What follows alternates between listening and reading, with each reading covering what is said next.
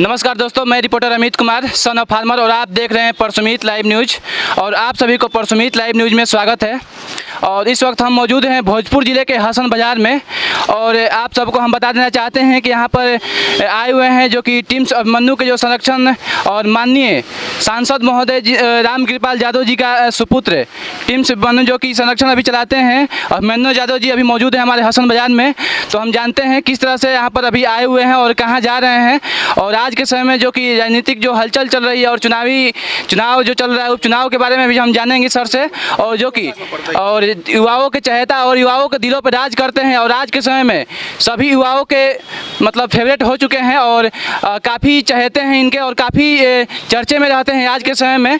और अपना टीम्स अभिमन्यु जो चलाते हैं, इस टीम के माध्यम से बहुत सारे गरीब मसीहों को सेवा भी करते हैं। तो सबसे पहले आइए हम जानते हैं अभिमन्यु भैया से, हम जानते हैं कि कैसे हैं और किस तरह से अभी यहाँ पर आना हुआ है। सबसे पहले भैया परसुमीत लाइव न्यूज में आपको स्वागत है और हसन बाज़ार में स्वागत है। बहुत बहुत धन्यवाद और आपका भी आभार प्रकट करते हैं। ये जैसा भैया, जैसा कि यहाँ पर हसन बाज़ार में आप आए हैं, किस तरह से यहाँ पर आना हुआ है आपको? अपने पुराने मित्र और हमेशा हम लोग से जुड़े हुए सोशल मीडिया के माध्यम से अपने छोटे भाई सीपी जी के यहाँ उनको जानकारी हुआ कि हम इस रास्ते से रोहतास की ओर जा रहे हैं। तो इनका आग्रह हुआ कि हमारे यहाँ रुकना है। अब परिवार के सदस्यों का रिक्वेस्ट होगा तो घर पे तो रुकना ही है। जो मान सम्मान यहाँ के हमारे अभिभावकगण, नौजवान साथीगण उन्होंने जो दिया है उसके लिए दिल से आभार प्रकट करते हैं। और यहाँ पे कोई राजनीतिक कार्यक्रम से हम लोग नहीं आए हैं, बस एक व्यक्तिगत तौर से हम लोग यहाँ पे रुके हैं और आगे रोहतास जाना है। एक कुश्ती कार्यक्रम है, उसी में देख रहे हैं हज़ारों की संख्या में काफ़ी युवा लोग भी हैं, आपको चाहने वाले यहाँ पर मौजूद हैं और काफ़ी ढोल नगाड़े के साथ आपको स्वागत किया गया यहाँ पर। कैसा लगा यहाँ पर? नहीं, बहुत दिल से आभार प्रकट करते हैं सभी अभिभावक का, अपने नौजवान साथी सीपी जी का और भी कई इनके साथ जो हमारे युवा साथीगण हैं, जिस जोश और उल्लास से जो हमारा यहाँ पे स्वागत किया गया उसके लिए मैं शब्दों में उसको बयान नहीं कर सकता। और पहली बार मुझे हसन बाज़ार आने का सौभाग्य प्राप्त हुआ और इस प्रकार से जो स्वागत मिला, जैसे लग रहा है कि हमारा रिश्ता बहुत पुराना है इन लोगों से। काफ़ी युवा लोग भी आपके साथ मौजूद है, देखने का हम काम कर रहे हैं अभी। नौजवान हो, सब लोग हम भाई एक साथ रहते हैं। जहाँ ज़रूरत पड़ता है किसी के सुख में दुख में हम लोग एक दूसरे से मिलते जुलते रहते हैं और इसी से हमारा कारवां बढ़ता रहता है। सभी लोग जानते हैं कि आप टीम्स अभिमन्यु चलाते हैं सर, अपने नाम से एक टीम है, आप बनाए हुए हैं। इस टीम के माध्यम से क्या लक्ष्य है आपको, क्या करते हैं इस टीम के माध्यम से? नहीं, हमारे टीम को बनाए हुए 5 साल से अधिक हो गया और जिसमें हम लोग हमेशा जनता की सेवा में हम लोग लगे रहते हैं निस्वार्थ भाव से। किसी विधानसभा, किसी लोकसभा, किसी पार्टिकुलर कोई जगह के लिए ये टीम नहीं है। ये पूरे बिहार के लिए जहाँ भी जिनको ज़रूरत पड़ती है उनके लिए हम लोग सहयोग के लिए खड़े रहते हैं। और जहाँ मतलब भोजपुर से ही हो गया या शाहगंज से जहाँ से भी ज़रूरत पड़े, रोहतास हो गया, औरंगाबाद हो गया, भोजपुर हो गया, बेगूसराय हो गया, हर जगह हम लोगों की टीम का संगठन है। और जहाँ मजबूती से हम लोग जहाँ काम कर रहे हैं उसमें भोजपुर भी आता है, जिसमें हम लोग बहुत ज़रूरत पड़ने पर हम लोग यहाँ तक आकर उनका सेवा करने का काम करते हैं। जैसा कि सभी लोग जानते हैं और वो भी जो आपके पिताजी जो हैं, काफ़ी सारे लोग चाहते हैं रामकृपाल चाचा जी, क्या आप भी राजनीतिक में कदम आगे बढ़ाना चाहेंगे? क्या राजनीतिक में उतरना चाहेंगे?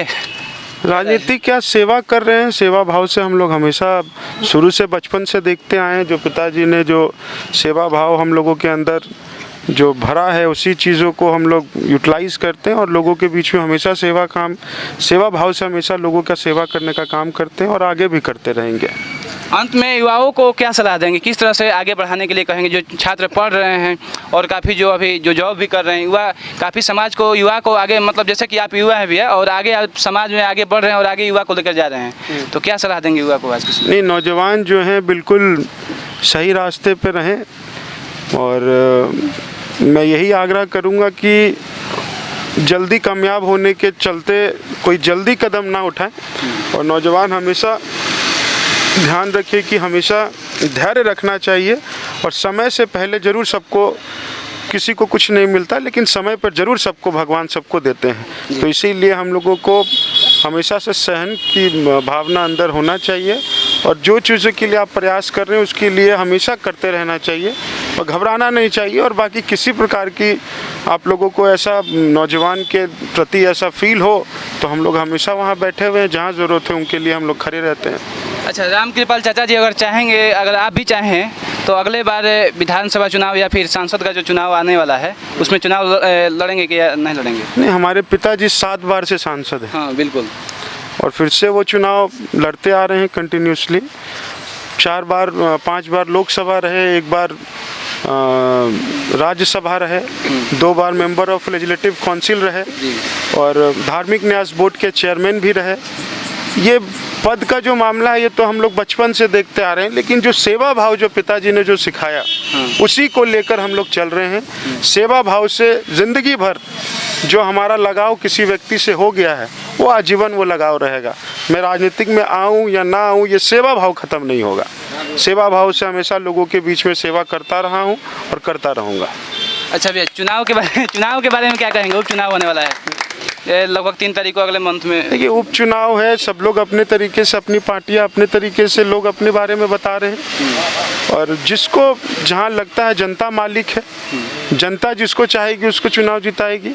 हमारे पिताजी भारतीय जनता पार्टी के एक आम कार्यकर्ता होने के नाते कंटिन्यूसली वो लगे हुए हैं ताकि उनके पार्टी के जो ललन सिंह जी की वाइफ चुनाव लड़ रही हैं उनको चुनाव जिताने के लिए काम कर रहे हैं, मुकामा से वो काम कर रहे हैं उनको जिताने के लिए। धन्यवाद भैया। और आपके स्वागत में, जैसा कि अभी सीपी भैया हैं यहाँ पर मौजूद हैं, किस तरह से स्वागत करेंगे भैया को यहाँ से? भैया का हमेशा दिल में जगह है। ये स्वागत कौन सा बड़ा चीज़ है, भैया के लिए तो खुला दरबार है, ये इनका घर है। बोले भैया पुराना दरबार है, पुराना घर है हमारा, तो घर है भैया का। यहाँ स्वागत करने की कहाँ से बात आ गई? बिल्कुल सही बोले। और जो अभी और क्या कहेंगे, काफ़ी सारा युवा लोग आपके सपोर्ट में, आपके भी सपोर्ट में यहाँ पर हसन बाजार में मौजूद हैं। हमारे सपोर्ट में नहीं, भैया के सपोर्ट में आए हैं सारे लोग। धन्यवाद। और देखिए, अभी हम मौजूद हैं जो कि हमारे साथ जो कि अभिमन्यु भैया हैं, अभी जाने का काम कर रहे थे, तो यहाँ पर मौजूद हैं। यहाँ पर स्वागत बहुत जोर शोर से किया गया, ढोल नगाड़े के साथ। और काफ़ी आज के समय में युवाओं के चहेते हैं, युवाओं के दिलों पे राज करते हैं और अपना टीम्स अभिमन्यु जो बनाए हुए हैं। और बिहार में हर एक ज़िला में इनका जो टीम है, अभी जो भी दिक्कतें होती हैं, कोई भी दिक्कत होता है तो उसको दिक्कतों का सामना करते हैं और दूर करते हैं और हमेशा युवाओं के लिए हमेशा तत्पर रहते हैं और खड़े रहते हैं। और काफ़ी, और हम भैया से भी जाने और राजनीति के बारे में भी जाने कि क्या चुनाव लड़ेंगे या नहीं लड़ेंगे, इसके बारे में बहुत सारे अच्छे तरीक़े से भैया बताएं। और युवाओं के लिए भी काफ़ी अच्छे तरीक़े से बताने का काम किए, किस तरह से युवाओं को आगे बढ़ना चाहिए, किस तरह से कोई भी युवाओं के जो लक्ष्य के बीच में कोई भी परेशानियाँ आए तो किस तरह से उसको दूर करना चाहिए, हम जाने भैया से। अगर यह वीडियो आपको अच्छा लगे तो लाइक कीजिए, शेयर कीजिए और हमारे चैनल को सब्सक्राइब कीजिए। कैमरामैन प्रदीप कुमार के साथ मैं reporter Amit Kumar, son of farmer, और आप देख रहे हैं परसुमीत लाइव न्यूज। Thank you. जय हिंद।